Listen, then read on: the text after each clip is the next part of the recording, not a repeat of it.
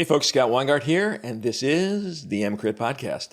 Today on the podcast, another procedural episode. And the procedure we're going to be covering today is paracentesis. Now, we are going to briefly discuss diagnostic, but the mainstay of this conversation is going to be large volume paracentesis. Before we get in, two quick things. First of all, Reanimate is sold out for both docs and non-docs.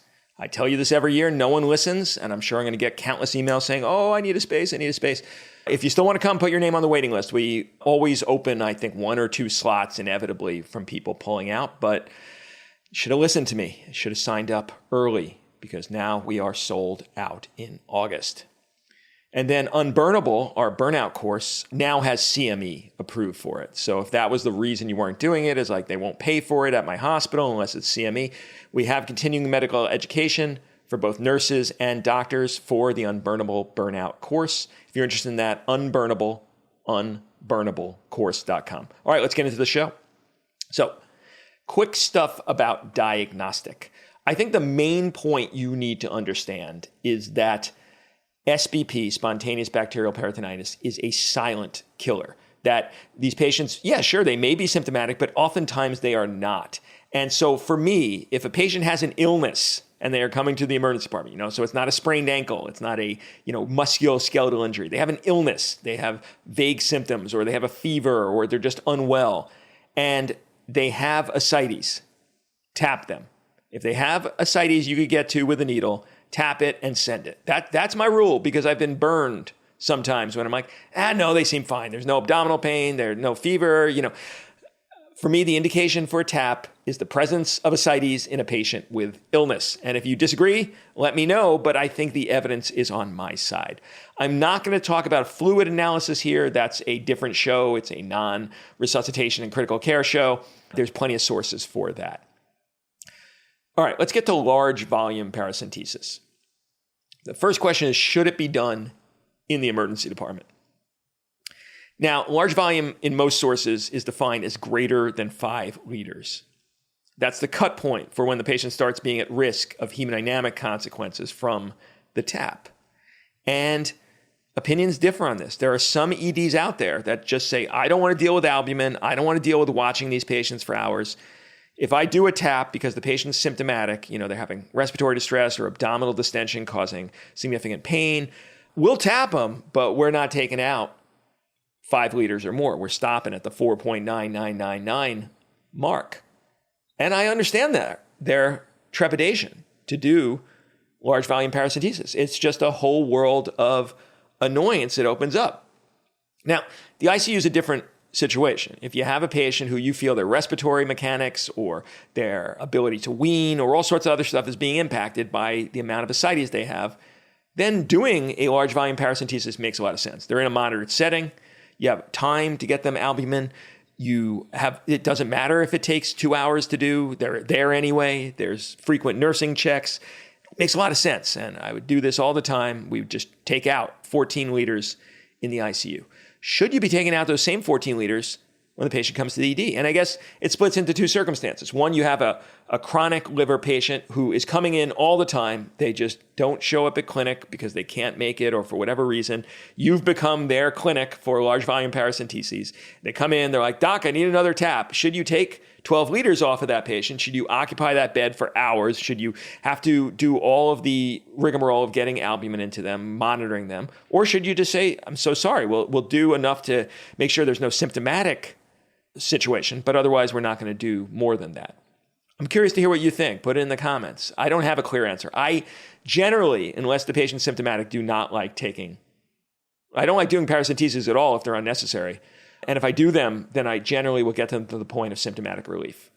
And I had Joe Scheiber, a surgical critical care doc, saying the exact same thing on the podcast. I'll link to that from a previous episode. But basically, I'll get to the point where you could actually pinch their abdomen as opposed to it being tight like a drum, and then we'll stop. Now, the liver societies would say that's a bad idea, that if you're going to tap them, you should take out everything you possibly can because partial tap's going to lead to more accumulation. reaccumulation. It's going to lead to a greater propensity for leaking because they still have increased intraperitoneal pressure. It's going to mean they have to get another procedure. And I understand those viewpoints, but the exigencies of emergency medicine make it really annoying sometimes to do large volume paracenteses. All right, I'll leave that there.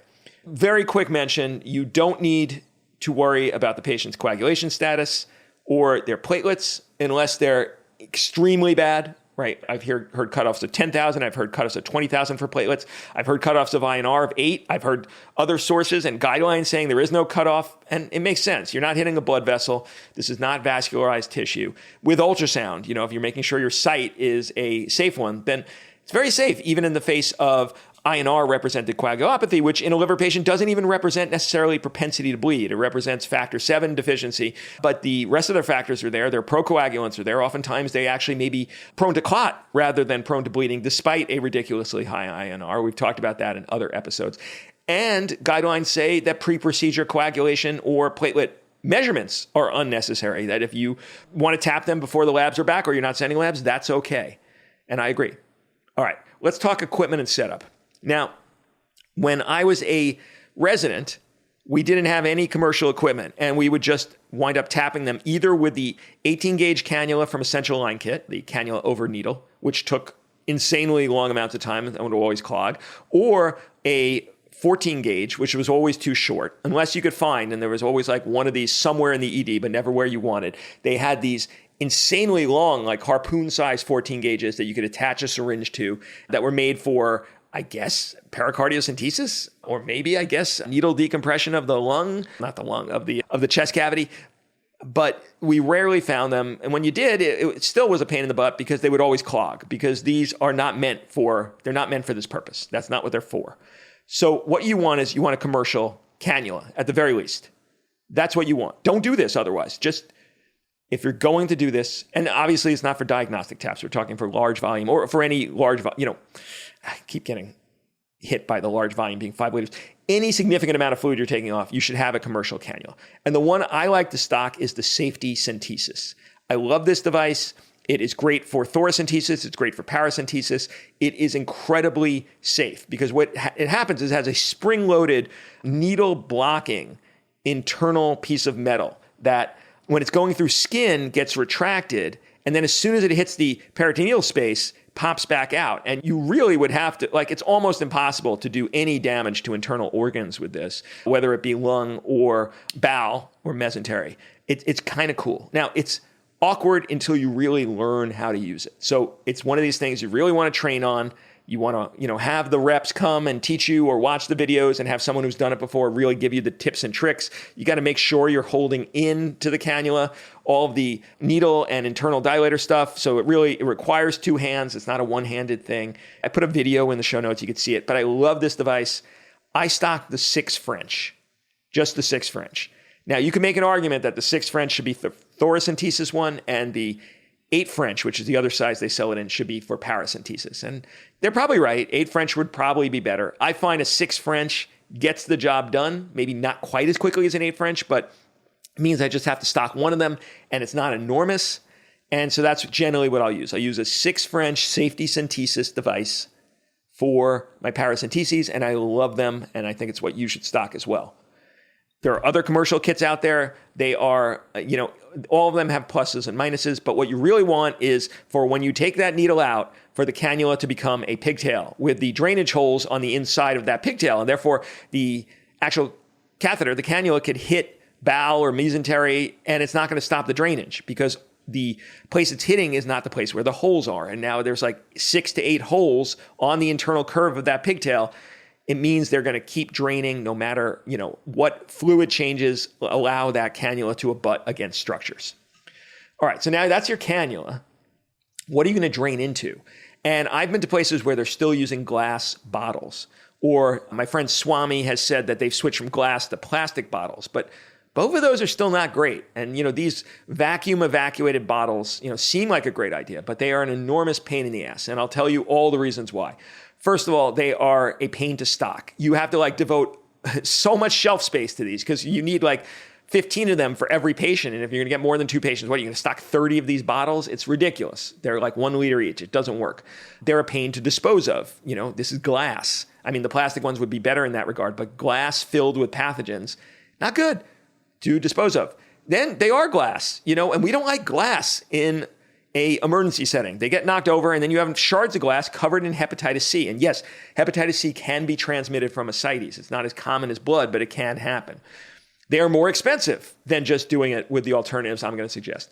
They have variable suction. They start off when you first spike them at 1,000, and then as they fill, the suction goes down to 0 by the time a liter has been put in there, which means they start off quick and get super slow, and which leads to longer procedural time. And then every liter, you need to change them out and respike them. And if that's with something sharp, you're now exposing yourself to pathogens each and every time you change out a bottle, which is every liter. So don't use these. Don't use these. What should you use instead? I mean, some people suggest collection bags. No, you really need something under vacuum or it's going to take forever. I've seen people do this with a syringe and empty it into a bucket or just let gravity drainage into a bucket. No, also going to take you forever. And with the syringe one, going to be an enormous pain in the butt. What you want to use is wall suction.